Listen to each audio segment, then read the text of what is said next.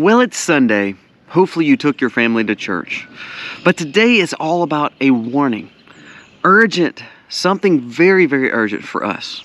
That will affect hundreds of millions of individuals. Not just in America, but worldwide. But it's really what is happening here that will impact the rest of the world. Today, let's jump into something that's very, very serious.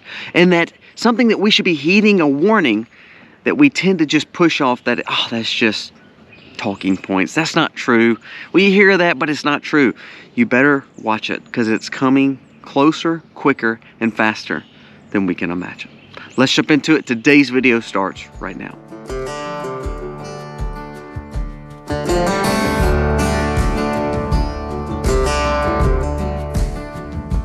Hey guys, welcome to the Max. Thank you so very much for being here today. If you are new to the channel, go down here, press subscribe. If you like this content, we ask that you give us a thumbs up, comment below telling us what your thoughts are on this content. Now, our goal for today is an urgent Sunday message. Now, the question is, what is it? And you know, Colby, you always say it's urgent, or it's always a warning, or it's always imminent.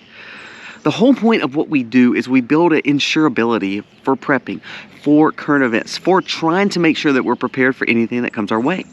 Well, this is something that's been coming our way, that we've pushed off, that we believe it's not happening here, but the persecution is now. What am I talking about? Rishi Sunak, Prime Minister of Great Britain, states, Islamist and far-right extremists are trying to destroy Great Britain. Trump and the Christian nationalists, the white people, the rural white people, are what's actually causing the ripples in our nation. It's not the legal immigrants. Transitioning our children is so important. I don't know why the Christian community is so far against it. We encourage people to be U.S. troops. However, the U.S. Air Force is not sure about the term Christian nationalist. Are they the ones that should be serving our country? Now, I just read you headlines from about 4 or 5 different news sources.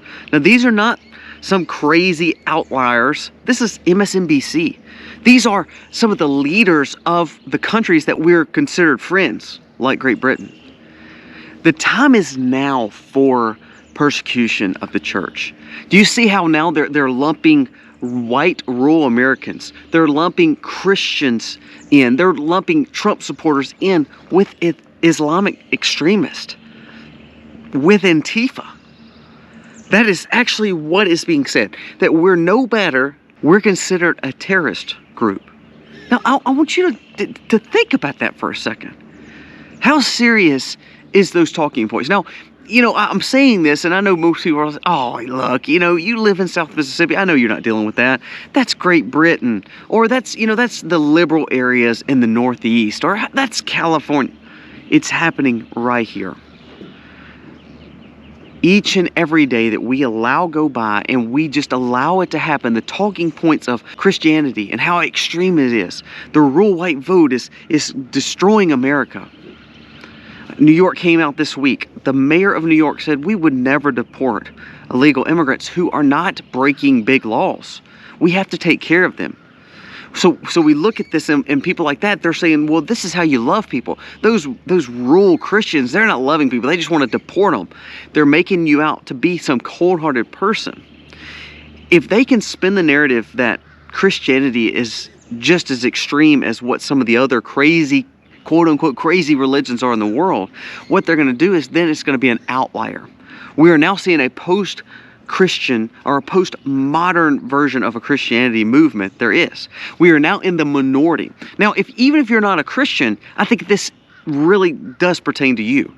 Because if you have any kind of libertarian or conservative or views of freedom, you will be lumped in this camp. Remember, I told you before, even though we support Trump, because again, if it comes down to Trump and Biden, Trump definitely is the one that we would support. But remember, Trump is not some, you know, Christian Bible scholar. He's not. But if they can lump his movement, his populism, his whole movement of America First in with the Christians, then it makes it look like that part of the party is just extreme. Do you see how they can spin it? And the more and more we hear the talking points of the so-called conservatives on legacy media, or even the conservatives that are in the Republican Party, if they can make it themselves look more centrist compared to those America First white rural voters that are now love their Bibles and farms, if they can expend that to be extreme, that helps the liberals denounce their extremists too. And they almost make them comparable. Well, those Christians are just like those left-winger socialists. You see how it happens. You see how then the persecution easily comes. And here's my question to you. You have seen that in news. What happens? Do you believe you can stand strong with persecution? Do you believe your church, if all of a sudden they're considered a quote-unquote hate group, and they're taxed because they don't have tax exemption anymore, they're not going to be a 501(c), they're not going to be a church affiliation, what if all of a sudden your church felt a little persecution? Do you think your ministers and your elders and the laymen of the church would stand strong? Ask yourself that. Do you believe that you can stand strong when persecution comes? We're to the point where a Western society will see, I think, almost what Germany saw in the time of World War II. Well, you're either going to stand with the state, you're either going to stand with the bad players and be more of a centrist and more of a church that's just like the world, or you're going to be persecuted against because you're trying to stand up for truth. You're going to be considered an extremist. Are you ready for that? We're to that point where we're hearing the warning signs and we're seeing what's actually happening. Think about transitioning and misgendering and how the movement of how you raise your children. Do you realize there's some places in some states that won't even allow their children to have rights over the government, over the state? Do you believe that you can stand strong when all of a sudden the government is standing against you and raising your children? Do you believe you can stand strong when all of a sudden everything that you've longed and worked for with your children, they're getting taught something totally different in school? Are you willing to give your job up for it? Are you willing to move and start a whole new life for it? That's kind of where we're at. If you live in some of these areas that are finding that you're not as important as the state, or you're not as important as education for your children, or you're not as important as social media, do you believe that it's time for you to make sacrifices to move away from that? Now, the reason we prepare, the reason we are homesteaders and homeschoolers is because I can't shield my kids from the world. We live in a world that, it's here. There's nothing I can do other than trying to teach them core values and morals, other than teaching them what we believe as Christians. Through that, I can only try to lead them. If I try to lead them in a way that is correct and right, I'm hoping that they can make a difference in the world that we live in. Remember, the darker the night gets, the more the flash of light, the more the candle does burn. So now, are we becoming the new flashlights? Are we becoming the new candles in a dark world? We're seeing more and more chaos, and even on the conservative, quote-unquote conservative side. Again, I've told you this before, I don't really like politicians cursing and using four-letter words. Trump is good at that. Again, as a Christian, I don't like that. I don't like any of our leaders not being able just to speak without cursing. I don't like any of our politicians being so sleazy like they are. I don't like the fact of lies. I don't like the fact that you can't really tell the conservative Christians versus the world anymore. What that means is you're going to give a bad name to Christ, and give a bad name to Christians, and give a bad name to the conservative movement, all the while the ones that are actually trying to live it are going to become extremists. They're going to become completely ostracized. They're going to become persecuted because they're not buying into the narrative that this new world way is the way that we're supposed to do. That there's no such thing as a male or female. There's no such thing as being different. There's no such thing as loving people, but also telling them that we can do better and not seeing like this world is telling us to live. There's a lot going on. And the more that we hear leaders like Sunak and Biden, and the more we hear those kind of things say, well, they're no better than the extremists. They're no better than the ones who want to sacrifice their lives like Hamas or Hezbollah. Those Christians are no better. You're already hearing that. And no one is kicking back on it other than a few people like me who are on social media who literally doesn't have the platform. Where's our leaders? Where's our conservative politicians that's standing up for us? Well, they're not there. To be honest with you, they're scared to death because they don't want to be lumped in with us. It's amazing how Christians used to be a very big spot. Evangelical movement used to be very important to Republicans. It's not so much anymore. The question becomes, we're now living in a post-Christian nation. Are you ready to face the things that you're going to have to face as a Christian? Are you ready for that persecution? Are you ready to be ostracized?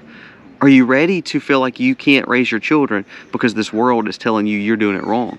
Are you ready to go against the flow? Now, it's Sunday, and I hope that you took your kids to church. Don't make excuses anymore. Don't make excuses not to be a Christian father or mother. Don't make excuses to say, well, I've got to work, I can't go to church. Don't make excuses to say, well, we can't do a devotion tonight because, I'm watching this show and it's way more important. Don't make excuses not to teach your children morals and values and let the world teach them, because they're going to teach them wrong. We cannot let our guard down anymore. And I'm tired of us saying that we're too busy and we've got to do so much that we've let our guard down until we allow everybody else to teach our children and teach the world what conservatism is, or what freedom is, or what Christianity is. All the while we're losing every bit of that, all because we would not stand up and be the light. So millions of people call themselves Christians. I challenge you today to be the light. Without us trying to shine, and without us willing to be persecuted against, without us wanting to do better, then we can't expect America to get better. Now, I know people say, well, America's going to get worse. The Bible says it's going to get worse, and it does. But wouldn't it be nice to have a great awakening? Wouldn't it be nice to have a spiritual revival? And maybe we can see way out in the future those bad times coming. I think of salt. Salt does not make meat not spoil. It just preserves it for a little bit longer. So we use salt and we put it on our bacon. We use salt, we put it in our sausage. We use salt and to preserve what we're trying to preserve. We cure.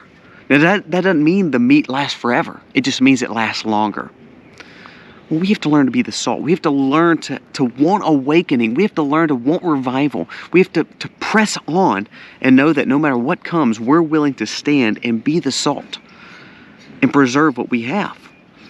I don't want my kids growing up in, Nazi Germany. I don't want my kids growing up in Soviet Union. I don't want my kids growing up in communist China. Well, that's exactly what's happening, because we're not willing to stand up now to be the light for our children. And if our generations, you remember in Judges, I think it's Judges 2, by 2 generations, people forgot what God did for them. And it's not about getting over spiritual here. It's about the fact of history. If we don't teach our children what right and wrong are, our kids won't know. That's why 1/5 of people believe they don't even know what a male or female is anymore. All because we've lost teaching our generations history, lost teaching generations morals and values, and lost teaching our children what actually education is. My plea is to change for the millions. You can be the light. Don't believe you can't impact someone. I can talk to 270-something thousand subscribers right now. But you can talk to 5 and still impact people. And those 5 can impact 5 more. And those 5 can impact 20 more. And those 20 can impact 100 more. You can be more of a light than any influencer. You can. I challenge you to do it. You want to know the warning for millions? Is if we don't start being the light and being who we say we are, I'm scared to see there won't be a light anymore left. And then our kids will grow up in a very dark world. And who's to blame? It's not Trump. It's not the politicians. I don't blame Biden for how bad it is. It sucks because we live in a fallen world, and these leaders could care less about being the light. That verse, if my people are called by my name, will humble themselves and pray, God will heal our land. It doesn't say if non-Christians, it doesn't say if people who don't believe in me would turn from their wicked ways. It says if people who live for me, if my people would humble themselves. So it's a calling of the church, an open warning today to be better and be the light. I cannot do it on my own. Christ can do it through us, though. So I'm challenging you today, be the light. That's what matters. Preparedness is great, but spiritual preparedness for your children and for your generation's sake, that's more important. Thank you for watching. I hope that you've had a phenomenal Sunday. More than that, I hope that you love on your family today and let them understand the value of what it really means to be a good father, good mother, and a good leader of our homes. Thank you for watching. God bless. Happy homesteading, y'all.